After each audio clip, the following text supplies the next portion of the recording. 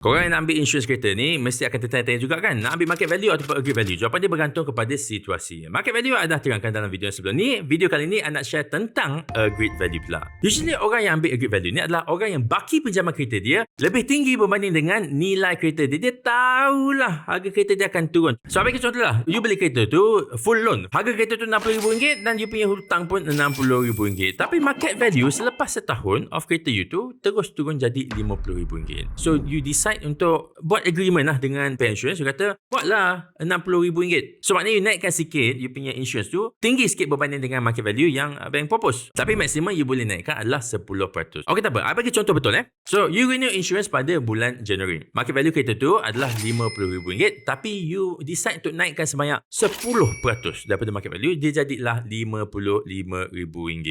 Bulan Jun pula kereta you hilang lagi sekali ataupun dia accident sampai dia total loss. Bila you claim dengan pihak insurance, they are obligated to bayar dekat you RM55,000 walaupun harga kereta tu ikut market value telah pun turun jadi RM45,000. Sebab you dengan pihak insurance dah agreed untuk cover nilai kereta tu pada harga RM55,000 sekiranya apa-apa berlaku. So apakah caveat dia? Apakah masalah dia dengan agreed value ni? Selalunya dia lagi mahal lah. Yalah kan, premium untuk RM45,000 punya coverage adalah lebih rendah berbanding dengan premium untuk coverage RM55,000. So you akan bayar lebih sedikit. Tapi I nak bagi you trick sikit.